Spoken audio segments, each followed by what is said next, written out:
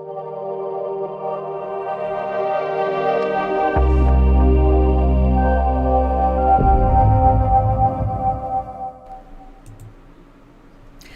vaxtınız xeyir olsun. Canlı Osmanqizi TV-nin yayımı izləyirsiniz. Bəyənirik və paylaşırıq. Çünki bugün bizim çox maraqlı bir qonağımız olacaq. Bu ABŞ prezidenti, keçmiş ABŞ prezidenti və ABŞ dövlət katibinin sabiq müşaviri və regionu yaxından tanıyan cənab Pol Qoblladır və mən onunla həm regionda, həm də Azərbaycandakı vəziyyəti xaricdən baxışı müzakirə edəcəm və elə veriliş getdikcə də, müsahibə getdikcə də onu sizə Azərbaycan dilinə tərcümə etməyə çalışacağam. Beləliklə bizim qonağımız Pol Qoblladır. Mr. Qoblla, hello and thank you very much for joining us. Thank you for having me. Mr. Qoblla, I would like to start with the latest developments in Russia, and the Foreign Minister of Russia, Sergei Lavrov, earlier today said that Russia, if necessary, will end ties with the EU. How serious is this statement, and what is behind this confrontation, and how serious is Mr. Lavrov? Bugün Rusiyanın Xarici İşlər Naziri Lavrov bildirdi ki, lazım gələrsə Avropa Birliyi ilə münasibətlərə xitam verə bilər. Sizcə bu bəyanat nə dərəcədə ciddidir? Mr. Lavrov is clearly trying to intimidate the Europeans. Görünən odur ki, Avropalıları qorxutmaq, hədə qorxu gəlməyə çalışır.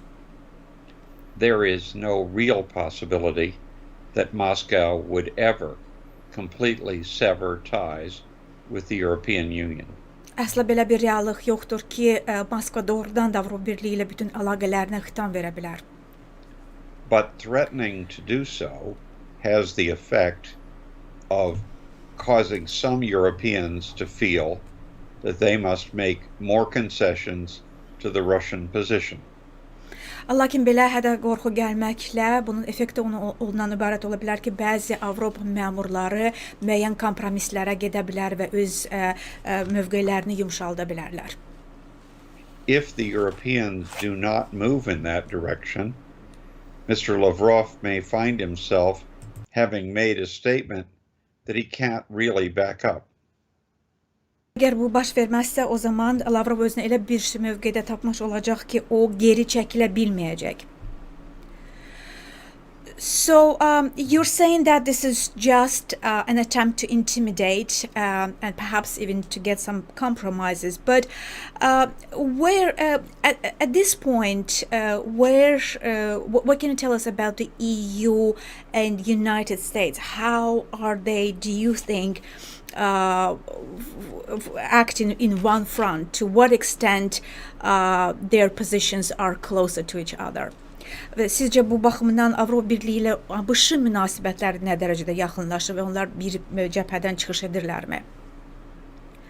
With the entrance of a new administration in Washington, the West as a more united front has come back into existence. ABŞ-da yeni administrasiyanın hakimiyyətə gəlməsi ilə ABŞ-la Avropa münasibətlərində daha böyük yaxınlaşma vardır.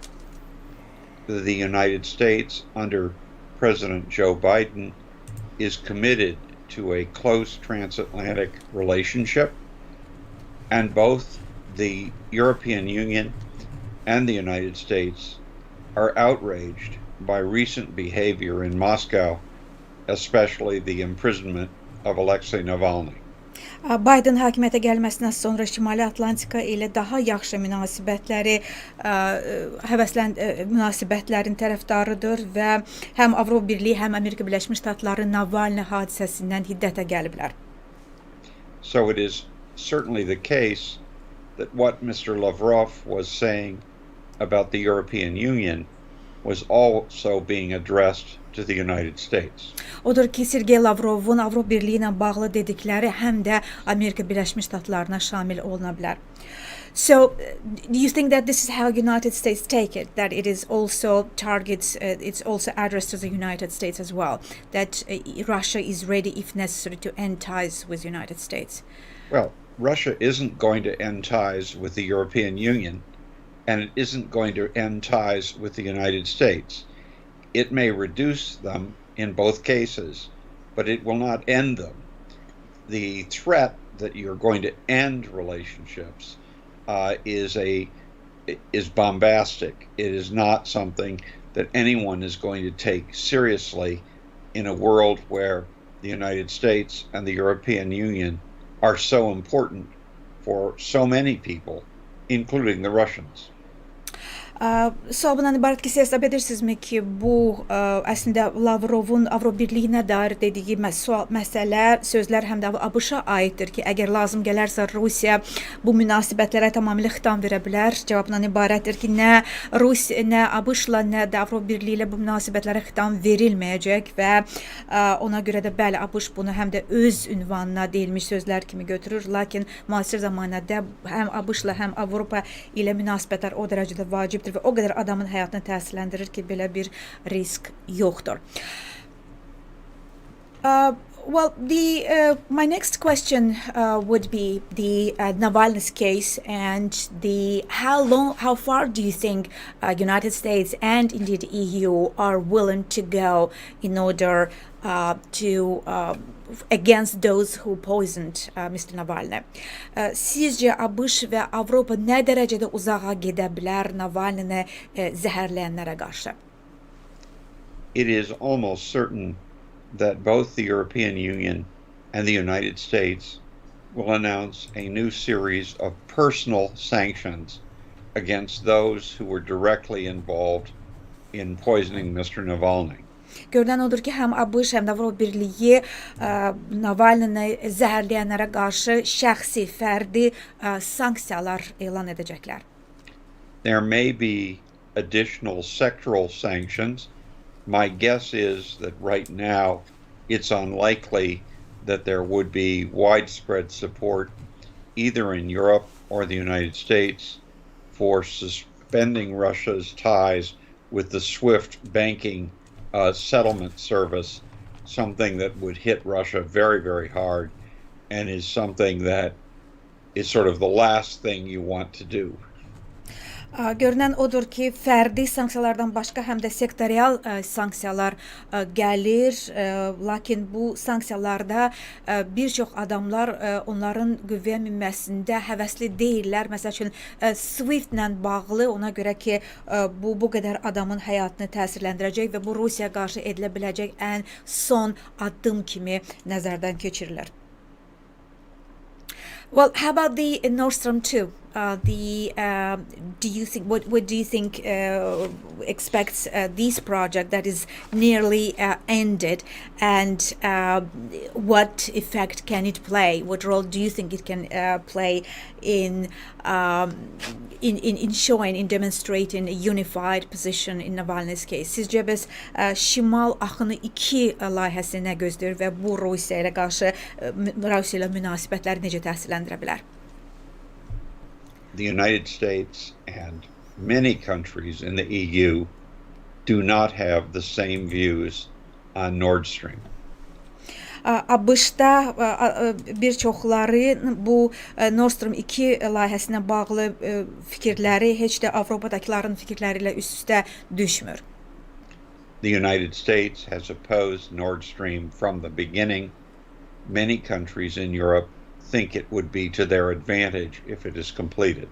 ABŞ hesab edir ki, ABŞ Nord Stream 2 layihəsinə, Şimal Axını 2 layihəsinə əvvəldən əleyhinə olub. Avropada isə bir çoxları hesab edirlər ki, bundan adamlar fayda qazanarlar.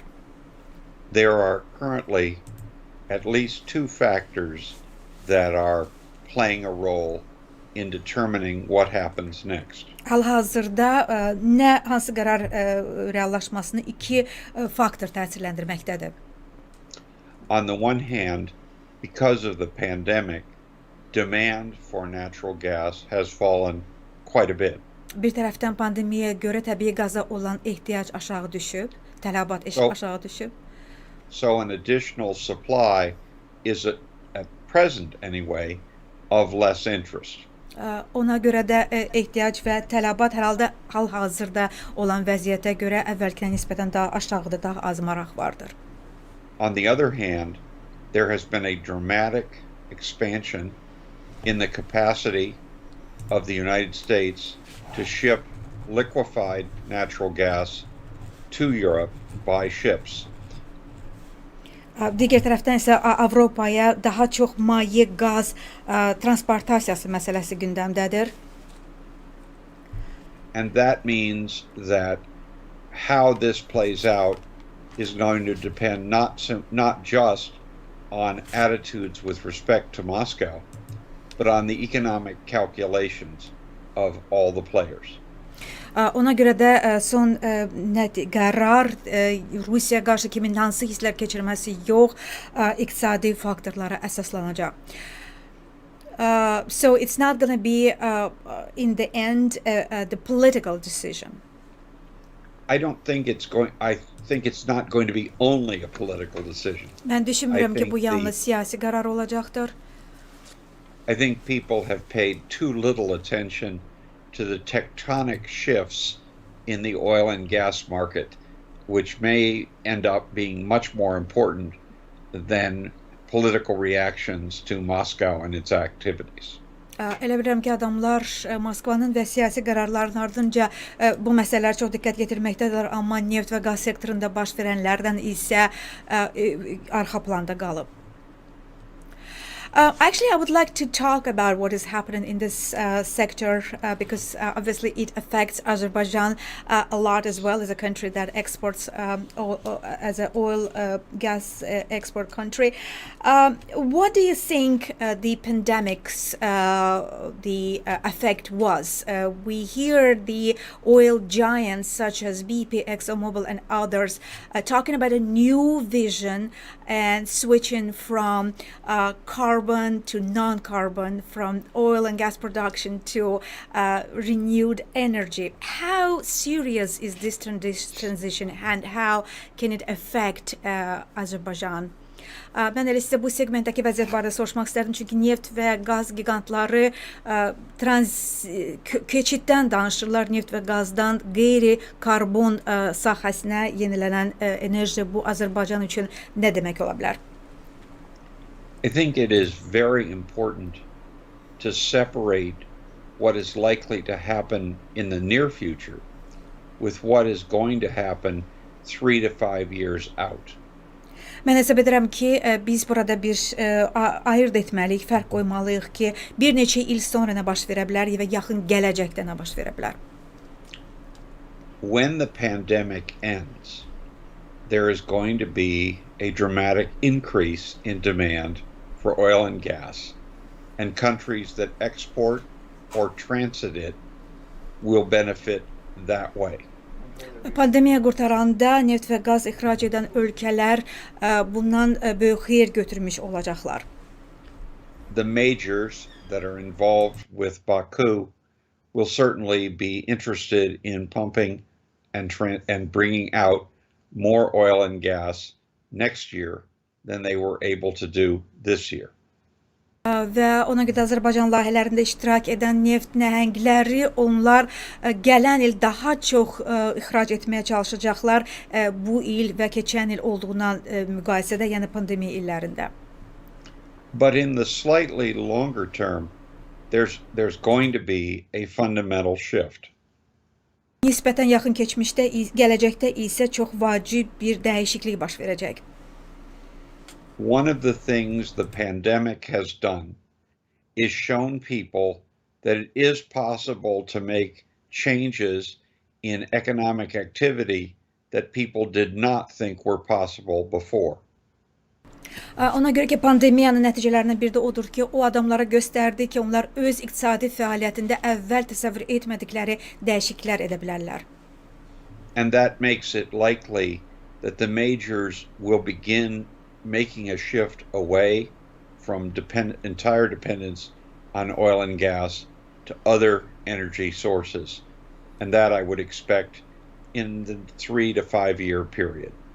Bunlardan birisi ondan ibarətdir ki, neft gigantları artıq ənənəvi neft və qazdan bir keçid eləyəcəklər qeyri neft sektoruna və bunun isə iqtisadiyyata çox böyük bir təsiri olacaqdır. But do you think that this vision, this change, this shift is taken serious in the countries? That it is not in such a long future, far-reaching future, that things, the shift has to be changed adequately. Siz bilirsizmi ki bu dəyişikliyi paytaxtlarda başa düşməkdədirlər ki, bu o qədər də çox uzaq bir keçmişdə deyil, bugün iş görmək lazımdır. I think it's likely that these changes will happen. I think there is, especially in Europe, but increasingly in the United States, a sense of moving to a kind of post-carbon world. That isn't going to happen overnight. It isn't something that people can't prepare for. And it isn't something that countries now involved in the production and transit of oil and gas need to be staying awake all night about. Mən düşünürəm ki, bu dəyişiklik baş verəcəkdir və ölkələr də başa düşürlər ki, artıq böyük nəhənglər post-karbon dünyasına keçid etməkdədirlər və bu dəyişikliyi indidən görmək və buna hazırlaşmaq lazımdır. Lakin bu yuxusunu qaçırmaq üçün də dəhşətli deyildir. Thank you very much, Mr. Qoblla. I would like to ask you about the Armenia and the latest developments there, as the former president Robert Köçəryan recently said in one of his interviews that he is back. He's back in politics now. Do you think do you think acting on his own? Do you think he's been backed by Putin's Russia, and what does it promise to Armenia? Mən sizə Yerevandan Ermənistan'da vəziyyət barədə soruşmaq istərdim ki, Ermənistanın keçmiş prezidenti Robert Köçəryan yenidən siyasətə qayıtdığını bildirib. Sizcə onun bu qərarın arxasında Kreml Rusiyası dayanırmı və bu vəziyyəti necə dəyişə bilər? The political situation in Yerevan is so unsettled that many people who had left political life are certainly thinking about going back in. Ermənistanda vəziyyət o qədər qeyri-müəyyəndir ki, hətta siyasəti tərk etmiş adamlar belə yenidən qayıtmaq barədə düşünürlər. There is no question that Moscow would be happier to see Mr. Köçəryan in power than to see Pashinyan, the current prime minister. Heç kəsin şübhəsi olmasın ki, Moskva Ermənistan rəhbərliyində hazırki bir rəhbər Paşinyanı yox, elə Robert Köçəryanı görmək istərdi. And it is entirely possible that Moscow encouraged Mr. Köçəryan to think about returning to office. Və bu tamamilə mümkündür ki, Moskva özü Köçəryanı dilə gətirib inandırıb ki, hakimiyyətə qayıtsın. But at the same time, it is important to remember that regardless of who becomes prime minister of Armenia, Yerevan, is not going to become nearly as close to Moscow as it was before the recent fighting. Lakin Yerevanda kimin baş nazir olmasına asılı olmayaraq, bu o demək deyildir ki, Ermənistan müharibədən əvvəlki Ermənistan qədər Moskvaya yaxın olacaqdır. Azerbaijan's victory last fall changed many things. One of the most important is that Armenia will never look at Russia as a close and reliable ally. Keçən ilin payızında Azərbaycanın hərbi qələbəsi vəziyyəti elə dəyişdi ki, Ermənistanda heç vaxt Rusiya əvvəlki kimi yaxın müttəfiq kimi baxmayacaqlar. And that will be true whether Mr. Pashinyan is prime minister or Mr. Sarkisyan becomes prime minister. Və bu belə olacaqdır, baş nazirin Pashinyan yaxud Köçəryan olmasından asılı olmayaraq. But what do you think makes this affection for Köçəryan so special for Putin? Why do you think that? What is so special? Do you think that Kremlin's Russia would prefer to have him rather than Pashinyan? Sizcə Köçəryanla Pashinyanın fərqi nədir və onun Putin Rusiyası üçün belə xüsusi edən nədir? I think there are at least three main reasons for that. Hesab edirəm ki, bunun 3 əsas səbəbi vardır. First, Moscow has experience in working with Mr. Sarkisyan. Köçəryan. Köçəryan, excuse me. Əvvəla ona görə ki, Moskvanın artıq Köçəryanla iş təcrübəsi vardır. And therefore it knows with whom it is dealing. Ona görə də o bilir ki, kimdən iş görəcəkdir. Second, Mr. Köçəryan would come in as prime minister as a result of the actions of backroom political maneuvering rather than the protests in the streets or the vote of the people. İkincisi, Köçəryan hakimiyyətdə bağlı qapı arxasında olan manevrlar nəticəsində gələcəkdir və Paşinyan kimi küçə nümayişləri nəticəsində yox. And that's the Moscow of Vladimir Putin much prefers leaders who are installed by political arrangements than by elections or the movements of people. Və Moskvada isə daha çox üstünlük verilir əgər ölkəyə rəhbər sövdələşmə nəticəsində gəlirsə, nəinki seçki və ya xalq hərəkatı nəticəsində. And the third reason, which is not unimportant, is that Köçəryan's return would be a repudiation of the color revolution that brought Pashinyan to power. Və üçüncüsü isə bu həm də heç də az əhəmiyyətli olmayan bir səbəbsə ondan ibarətdir ki, bu Paşinyanı hakimiyyətə gətirən rəngli inqilaba qarşı bir qisas olacaqdır. But you said that also Moscow already knows what to deal with Köçəryan, what to expect from Köçəryan, and what is that? Və siz dediniz ki, artıq Rusiya bilir Köçəryandan nə gözləmək olar. Sizcə nə gözləmək olar?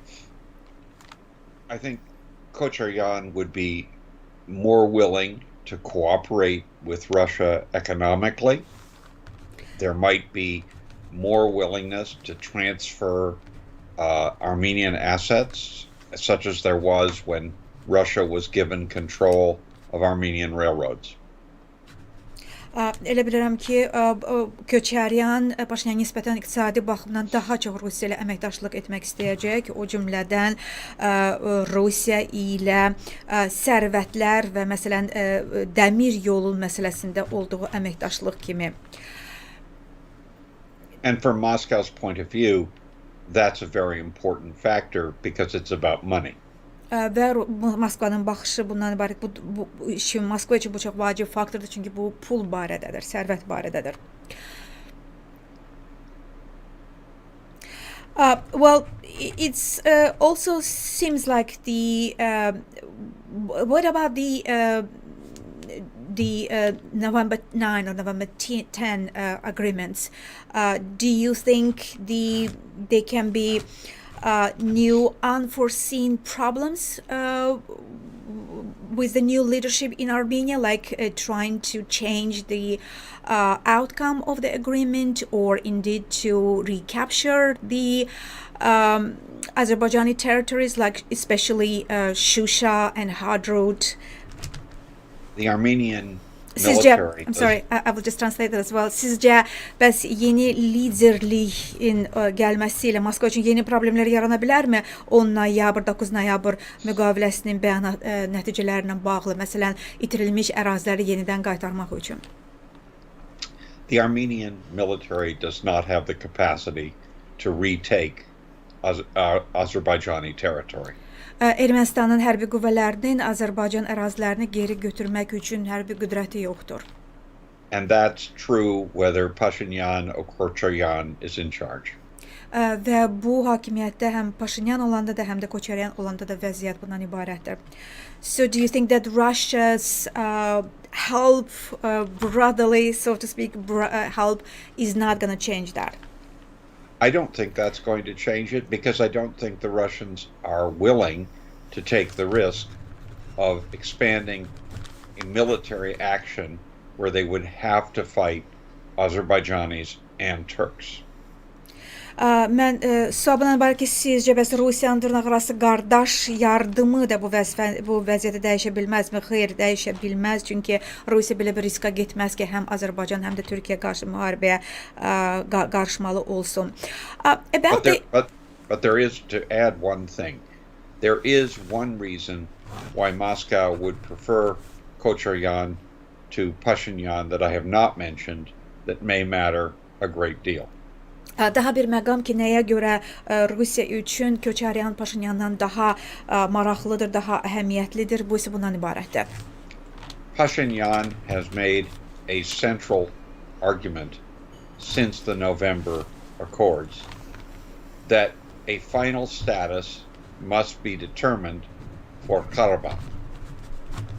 9 noyabr bəyanatından sonra Paşinyan özünün əsas platformasındakı məsələlərdən birini bu etmişdir ki, Qarabağın yekun statusu həll olunmalıdır.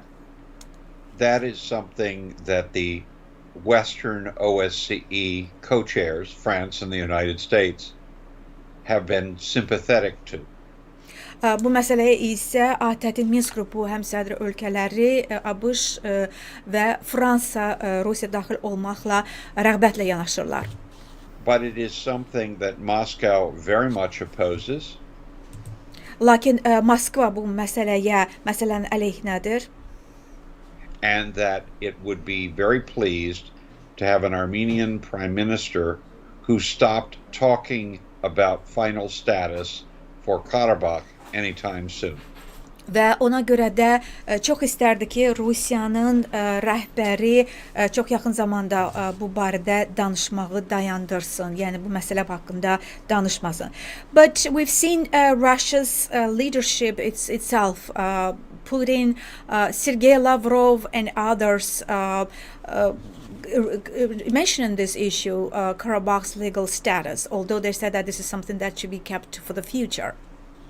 Lakin biz özümüz də görmüşük ki, Rusiya rəhbərləri legal status məsələsinə toxunurlar. Doğrudur, bu gələcəyə saxlanılmalıdır deməklə yanaşı.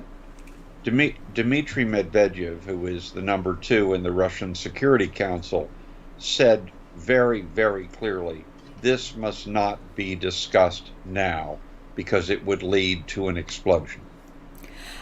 Rusiya Təhlükəsizlik Şurasının sədr müavini Dmitry Medvedev bunu çox aydın demişdir ki, bu məsələ, hüquqi status məsələsi indi müzakirə olunmamalıdır, çünki bu partlayışa gətirib çıxara bilər. And I believe that is the definitive Russian position, at least now. Və mən hesab edirəm ki, bu Rusiyanın yekun mövqeyidir, hər halda indiyə olan bir yekun mövqeyidir. Well, speaking of the Russia-Armenian relations, what are the chances of deepening further these relations to an extent that signing new agreements similar to or something that has been signed but has never been realized between Russia and Belarus? Sizcə Ermənistan-Rusiya münasibətlərində Belarusda olduğu kimi federativ müqavilə ilə daha da dərinləşdirmə perspektivi gözləyə bilərmi? I am very skeptical that any Armenian government would be willing to do that voluntarily. Mən bu məsələyə çox skeptik yanaşıram ki, Ermənistanın hər hansı bir lideri öz xoşuna bu addımı ata bilər. And I also think that what has happened in Belarus sends a message to the Kremlin that trying to orchestrate something like this can blow up in your face. Və mən elə bilirəm ki, Belarus bu məsələdə çox ciddi bir mesaj göndərmiş olur ki, bunu addımı atmaq bumerang kimi sənin öz sifətinə qayıda bilər. So I would say that is an extremely unlikely development, although it is certain to be one that some Russians will talk about again and again. Odur ki, mən bunun real olmadığını düşünürəm, hərçənd ki, Rusiyada bir çoxları bu barədə dönə-dönə danışacaqlar, bu məsələyə qayıdacaqlar. Well, speaking of elections in Armenia, the Prime Minister Pashinyan seems like backing off from its earlier promise of snap elections in Armenia. How would you comment on that? Pashinyan görünən odur ki, əvvəl vermiş olduğu vəddən Ermənistanda növbədən kənar seçkilər fikrindən, vədindən geri çəkilməkdədir. Buna münasibətiniz? I think Mr. Pashinyan talked about possibly having snap elections as a way to calm the protests against him, but that was never what he wanted to see happen. Mən hesab edirəm ki, cənab Paşinyan növbədən kənar seçki vəd edəndə o bunu küçədə adamların etirazlarını yatırmaq üçün bir üsul kimi görürdü, amma heç vaxt bunu real gerçək bunu düşünmürdü. And I do not expect snap elections in Armenia anytime soon. Və mən Ermənistanda yaxın vaxtlarda növbədən kənar seçki gözləmirəm. But that doesn't mean change in Armenian leadership. Is that how you see that? I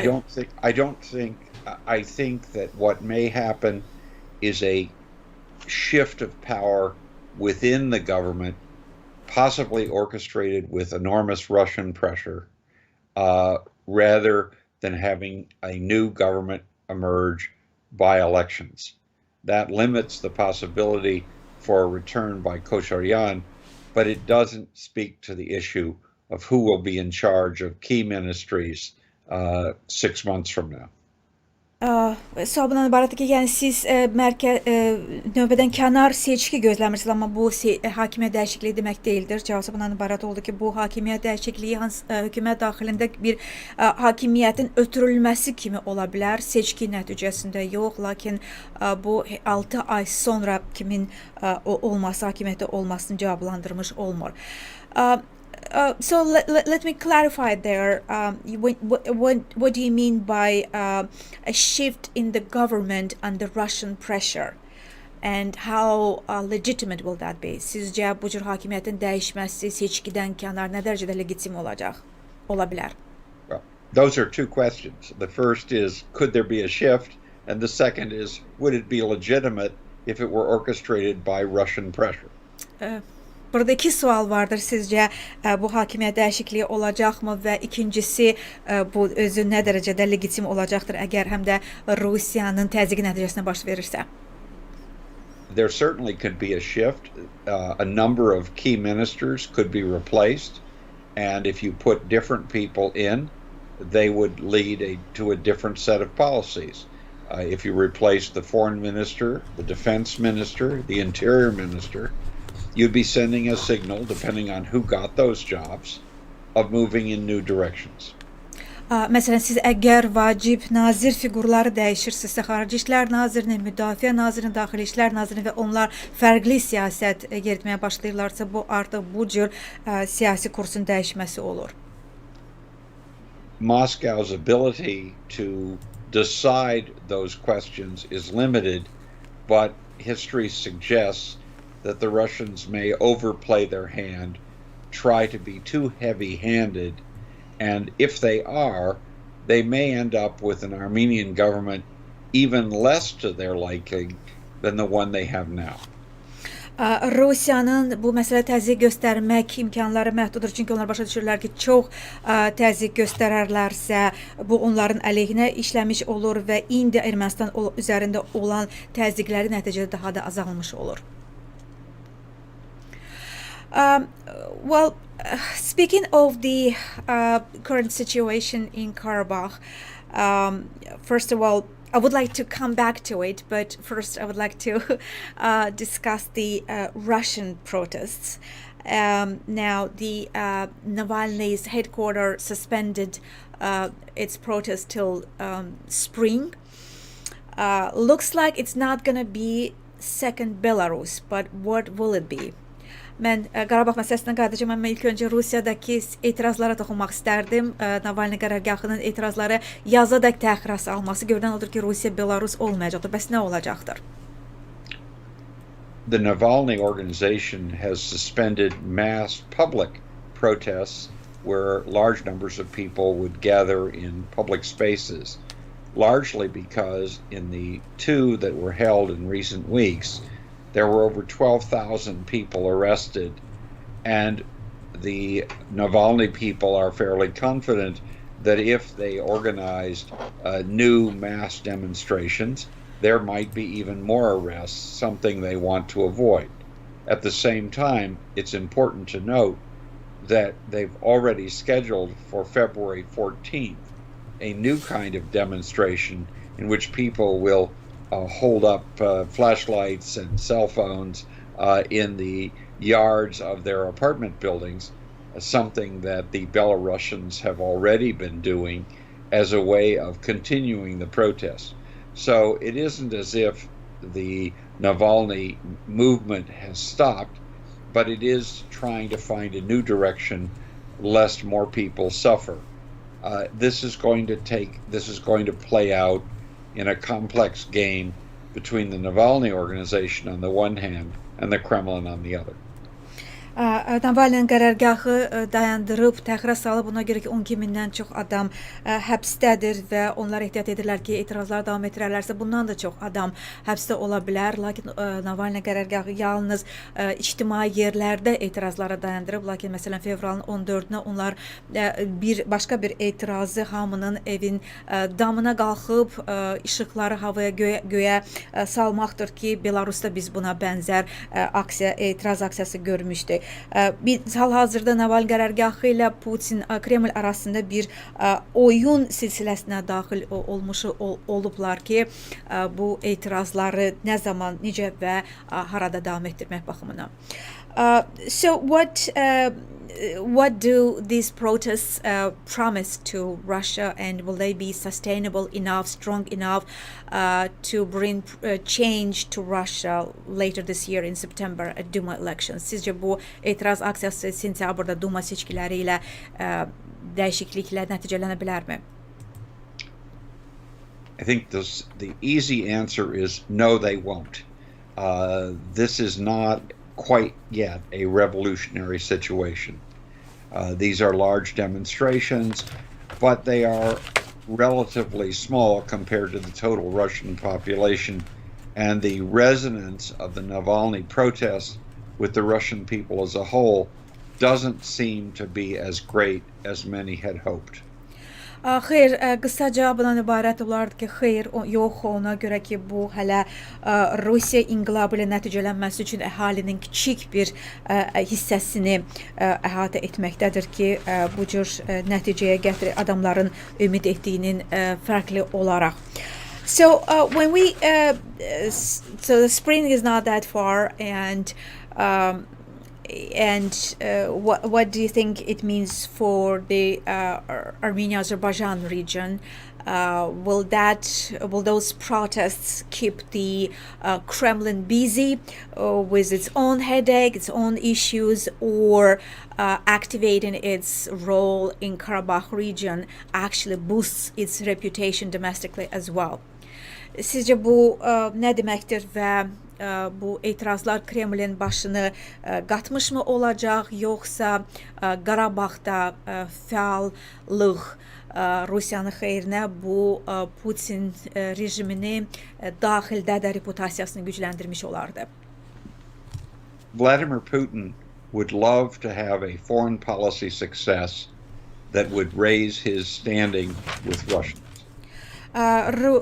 Vladimir Putin istərdi ki, onun xarici siyasətdəki siyasəti ölkə daxilində də adamlar arasında reputasiyasının qalxmasına kömək etsin. But what is happening is Russians are so angry about what is going on inside their country that foreign policy successes no longer are giving the Kremlin the benefits they used to. Lakin ölkədə daxilində adamlar o dərəcədə Kremldən qəzəblidirlər ki, xarici siyasətdə əldə olunan hər hansı bir uğur Kremlin arzu etdiyinin əksinə olaraq həmin o istənilən nəticəni vermək iqtidarında deyil. Many Russians now, to judge by the commentaries and the polls, are not thrilled about how expensive putting the Russian peacekeepers in Karabakh is, and they wish that money were being spent to take care of Russians at home.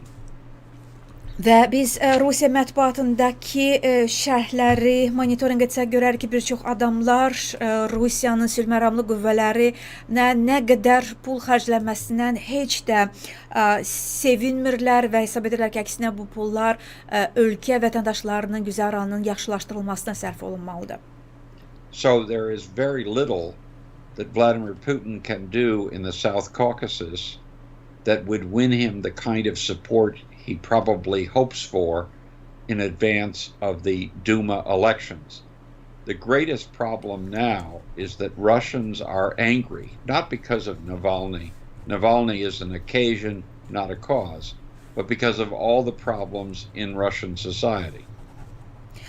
Odur ki, Rusiyanın Qarabağda edəcəyi şey o qədər də çox deyildir. Çünki adamlar, Rusiyalılar qəzəblidirlər hakimiyyətə və xarici siyasət bu qəzəbin qarşısını almaq baxımından o qədər də çox şey dəyişmək iqtidarında deyildir və Navalny'yə olan dəstək yalnız ona dəstək deyildir, o adamların həm də iqtisadi narahatlığı və qəzəbidir.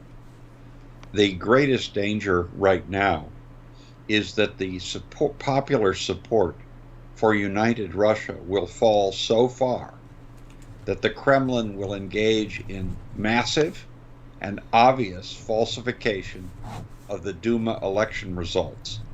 That could spark the kind of Belarus-style protests that would be a far more serious threat to Putin and the current leadership in the Kremlin than anything we've seen in recent weeks. Və iqtidarın reputasiyası və populyarlığı o dərəcədə aşağı düşmək üzrədir ki, bu Kreml Duma seçkilərində əvvəlkindən də daha çox falsifikasiya getməyə sövq eləyə bilər. Bu isə artıq deməkdir ki, Rusiyanı Belarus tipli etirazlar gözləyə bilər. Bu isə Putinin indi təsəvvür etdiyi təhlükədən də böyükdür. Speaking of the elections and in Duma, I would like to move to the other side of the ocean, to the United States, and falsification, elections, authoritarian rules, Biden's administration's first message: America is back, democracy is back, diplomacy is back. What does it really mean? Does it really promise prominent changes to democratic movements in Russia, Azerbaijan, and elsewhere? Absolutely. The Biden administration believes passionately that a country's strength is measured by its allies, not just by its military equipment.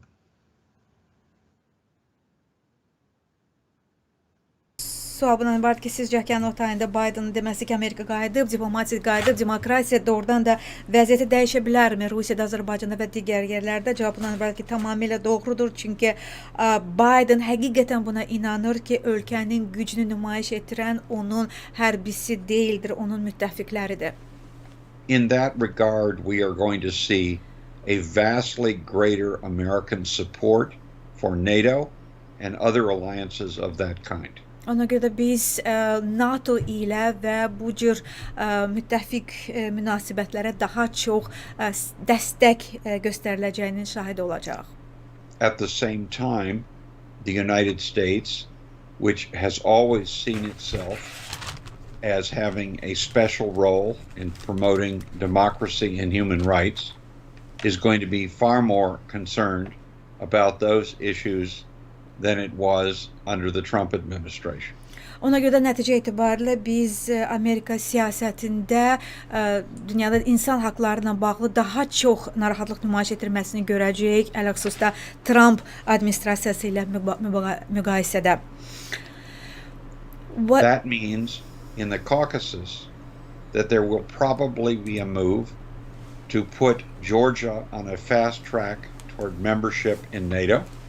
Qafqaza gəldiksə bu demək olacaq ki, Gürcüstan NATOya üzvlükdə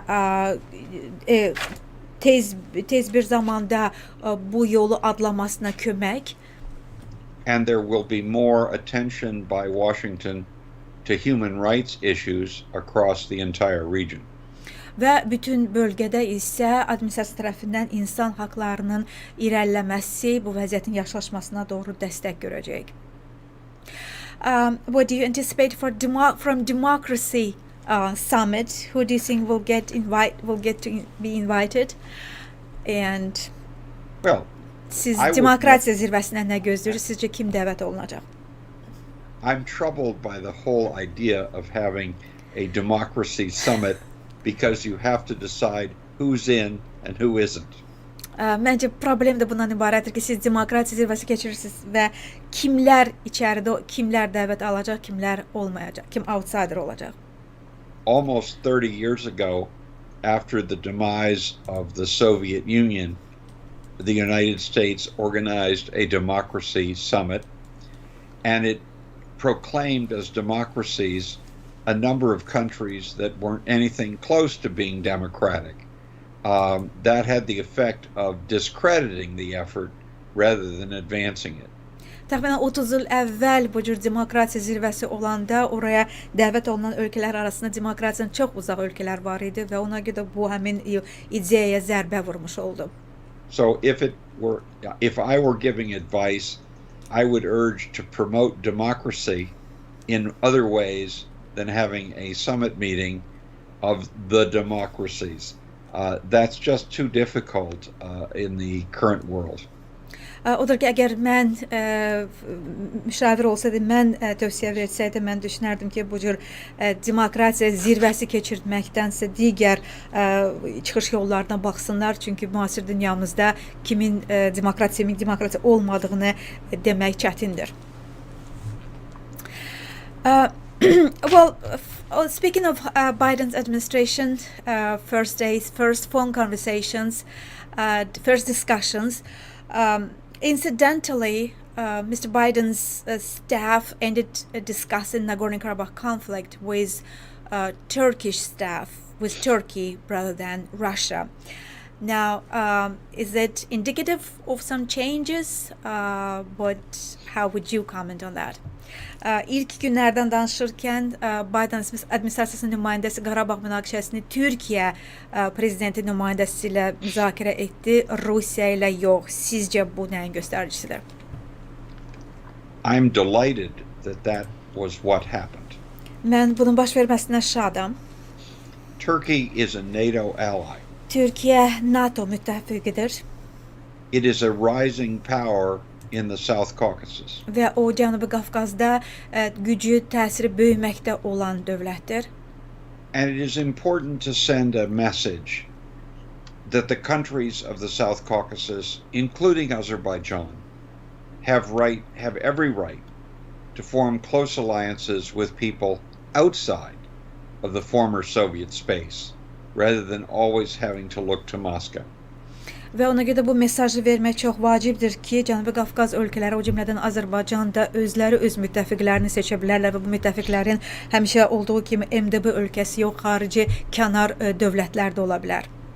Talking to Ankara first sends a message that is the American position. It should be welcome in Baku and other capitals. Birinci Ankara ilə danışmaq onun göstəricisidir ki, ABŞ bunu bu cür görür və bu həm Bakıda, həm də başqa yerlərdə salamlanmalıdır. Do you think this view is shared by Moscow and what's its vision, what its war is? Sizcə bu Moskvada bu dünya görüşünü paylaşırmı? Onun narahatlığı nədir? Moscow won't like it.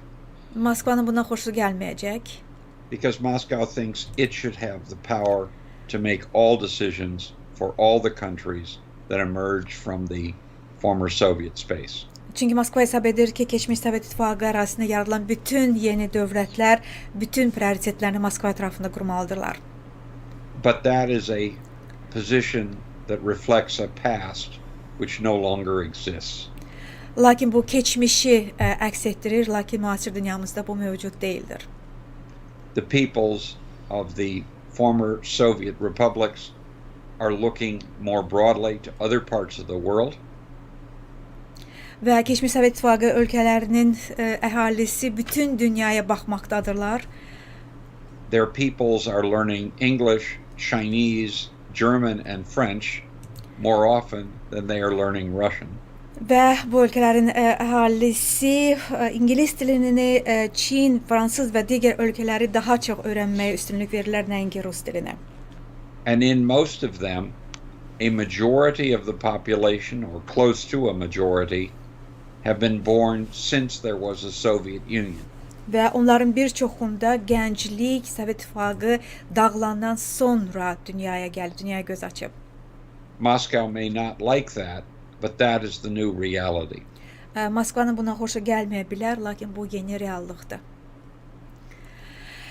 Well, that concludes our interview slash translation slash conversation, a very important, interesting one with Mr. Pol Qoblla, former advisor to U.S. President and U.S. State Secretary. Thank you very much for your time, for being our program. We appreciate that. Thank you. Təşəkkür edirəm. Bu bizim cənab Pol Qoblla müsahibəmiz idi. ABŞ prezidenti və ABŞ dövlət katibinin sabiq müşaviri. Biz Azərbaycanda və regionda gedən prosesləri müzakirə edirdik. Mən bu yayımdan sonra kiçik bir çıxış edəcəm. Patronlar və kanal üzvləri üçün bir neçə dəqiqədən sonra sizi ekran qarşısına dəvət edirəm. Qoşula bilməyənlər üçün isə Osmanqizi TV bir də sabah qayıdacaq. Salamat qalın.